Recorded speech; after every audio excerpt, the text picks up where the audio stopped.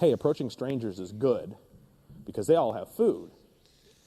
Then you're out on the street, and your dog goes up to somebody, seeing if they have a piece of food, and they don't have a piece of food, and they go, oh, puppy! And they grab your dog by the head. Tricks them into uncomfortable, vulnerable positions. Bites them, right? Because you can't control how they're going to react. So I tend not to encourage my dog to go up to strangers to get fed, because it's going to get them in trouble, because you can't control how the strangers are going to react. So instead, I would go work around a stranger, and I would do all the feeding. So that way I can go around you in circles, I can have my dog bump in. So environmental socialization, we're neutralizing the potential trigger as opposed to having that trigger be the source of the good, right? If the trigger is the source of the good, the puppy is going to start not paying attention to us and paying attention to everything else going on around them and put themselves into potentially vulnerable positions. Yeah. Where I want my dog to treat that stuff like it's furniture. Literally don't even worry about it, right? Yeah. It ain't no thing. You walk past you, you're a non, and off we go, right? And so the dog says, oh, that's fine. Like nothing bad happened there. Being around that person was no big deal. But just because I can't control, we had a series of fearful dogs at one point that we were trying different techniques to socialize and counter condition them. And one of them we were experimenting with clickers at the time, and which is basically what we're doing with our yes marker. But we were clicking the dog for approaching strangers in progressions. We taught her actually to come up and nose touch somebody to get food. Somebody that that was making her nervous.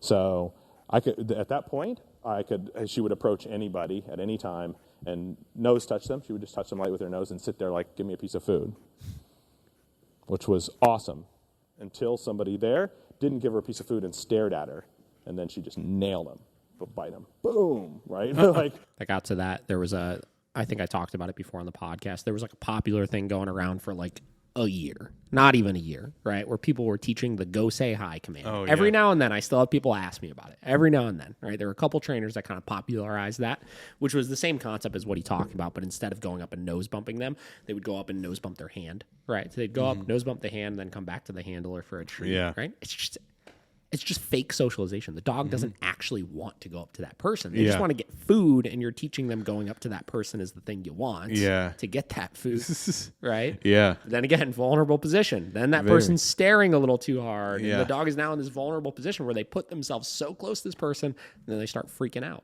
Yeah. She got there and realized, like, you don't have any food. You're staring at me. Holy crap! Wham! Right? Oops. Now I taught her to go up to strangers, and then now the stranger sees this dog coming to you. It's so funny how nonchalant. It's like, well, that backfired. Yeah. Oops. That's not how I intended that to go. No. The dog's friendly. Coming right up to me. It wanted to be pet, right? Wrong. That was the worst thing we ever did. It was bad news, right? So now what we do is just like, no, don't go up to greet them. Just get around them, get comfortable, and go, and hopefully you change that. And then the other thing that we do with puppies is we get with other dog trainers, and we hand them off and have them do the same food stuff we're doing here, right? So what we're doing in the class, where we're doing all the luring and moving the dog around and doing all that engagement work, what you do is you could bring a dog out, do a little bit of that, then hand a fistful of food to another trainer or your friend or somebody that can behave the same way, and have them do the same exact thing with your dog. Now your dog's learning something about interactions with new people, but all the signals are the same, the experiences are all good, nobody's trying to grab the dog or hold them or pet them or force themselves into their space, right? So the dog's all primed to have these sets of signals mean something, and now they're getting consistency of signals from a new person, and the dog goes, oh, that wasn't so bad. And then somebody else does it. Oh, that wasn't so bad. And that works really well for that kind of thing, instead of trying to force the dog to get petted or fed or something by strangers. So the people that ask generally when I'm dealing with puppies is, if I have a puppy that's really friendly, then sure, you can pet my puppy, right? If I have a puppy that I have any issues with that kind of stuff with, then I just say, I appreciate it if you don't right now. I'm training the puppy, and I'm trying to make the puppy pay attention to me. So if you could just ignore the puppy, you'd be a huge help to me, is what I always say. So I just go, like, you'd be helping me a lot if you could just ignore the puppy while I do something and go past you, because I'm working on certain things in my training. And then people are usually, you're going to get some people that are like, Nazi, right?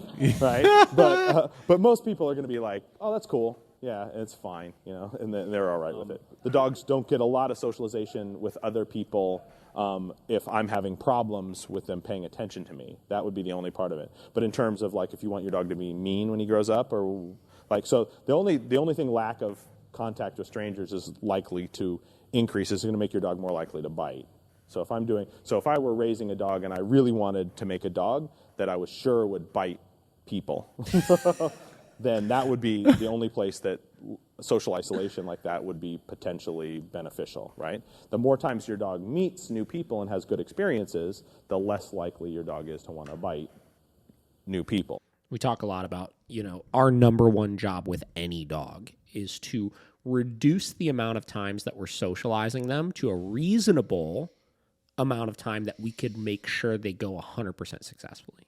Yeah. Right? The more socialization doesn't always mean good, doesn't always mean better. More socialization just means more opportunity for something bad to happen. True. Right? So I tell people, your dog doesn't need as much socialization as you think that they do. Right? They don't need to interact with a new person every single day. Right? Yeah. What they need is for every social experience that they have to be positive. Right?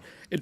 They do need to meet, we do need to make sure we're checking the box that they're comfortable with dogs, that they're comfortable with people, et cetera, et cetera. We do need to check those boxes.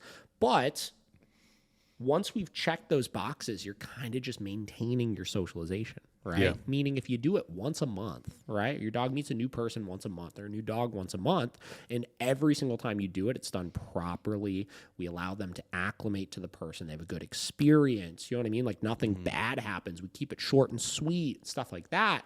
You're going to move yourself so much further along than if you're doing socialization with a new person every single day, and then suddenly you have a bad experience. True. Right? So if that was a goal of yours, to have a dog that would bite a lot of people, then you having lots of socialization and contact probably isn't going to be good for that dog. Right. So for me, most of the reason that I wouldn't allow my dog to go say hi to everybody would be either one, because the dog's fearful and I can't control what those people are going to do and they can make my fearful problem worse, or two, because my dog won't pay any attention to me and wants to say hi to everybody else. And at that case, then I'm not going to let you go say hi to everybody until you start working with me in a meaningful way. And then if you're working with me well, then sure, you can say hi to people. Like, so if I'm raising a lab puppy, right, the social fear thing is not as common a thing, all right? So I get lots of super gregarious lab puppies that every time they see a new person, they're like jumping up and down, wanting to say hi, like, oh, can I say hi? Can I say hi? Right? And they want to run up to everybody and wrestle with them and be petted and everything like that. Classic lab behavior. So if I have that, I'm not letting my puppy go say hi to everybody, because then that's a lot more fun than working with me. And as I start to try to get them to work with me, they're like, no, I'd rather go say hi. And that distractibility factor makes my early training harder. So they'll get a little bit of social isolation from strangers so that I can make the focus on me that I want. But then assuming I have good focus on me, the dog's working with me, and it wants to say hi to somebody, sure, it can say hi to somebody. And somebody wants to pet my dog, sure, that's all fine, right?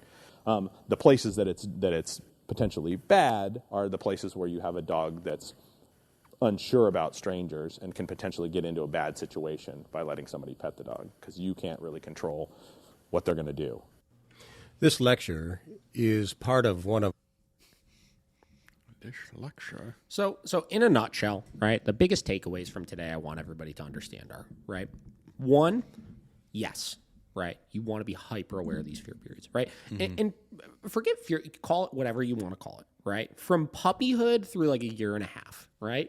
Your number one goal with your dog should be getting them environmentally sound. Right? Yeah. Meaning they could go new places, they could be around people, and we don't have crazy emotional responses in any direction, right? They don't get ridiculously through the roof excited. They don't get ridiculously through the roof scared, right? They're pretty neutral around new people, right? Yeah. The more you could focus on that, the better with them, right? Oh, yeah. Less focus on interaction, more focus on environmental socialization, right? If you're doing that proactively, you're going to avoid so many problems with your dog, right? Oh, yeah. Second biggest takeaway from today that I want everybody to be aware of is if you've done this all wrong and you've created problems with your dog, right? If you are following a proper training approach, it should not take you that long to work through. All it's going to take is, okay, starting now, moving forward, if I got a 1.5-year dog that's becoming reactive and aggressive and this and that, all it's going to take is from now moving forward, we're going to cut all of the fat out, right? We're going to cut every bit of bad shit that we're doing right now, right? Because most owners, again, not to blame people, are usually doing things very wrong, right? And their solutions for things are usually doing things very wrong. Right? Yeah. And again, not blaming or shaming, right? It's an education issue. That's why we're doing these podcasts. That's why there's all these videos out there on this kind of stuff, right? So we're going to cut all the fat. We're going to remove all the things you're doing wrong. That way we make sure things don't get any worse, right? From there, we're going to implement a training program that's going to do two things. One, the problematic behaviors you're seeing, we're going to be in a position to manage and or stop.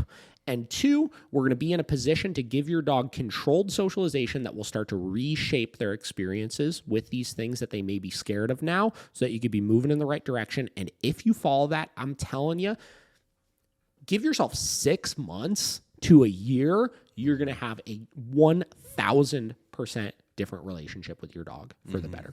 Right? But it all starts with doing things correct. I've talked about this before. Yes. You do things incorrect for 7 years and get absolutely nowhere. Right? And that's the biggest thing I see when I read these comments and stuff, get discouraged, right? Is a lot of people think they're doing the right thing, right? But in actuality, they're making things worse. And that's why they have this false misconception that it's going to take them 3 years to work past any of these types of issues, which is not going to be the case. You're never going to work past the issue doing half the things you're doing. But with the right training program, you should immediately be able to get some relief for both yourself as well as for your dog.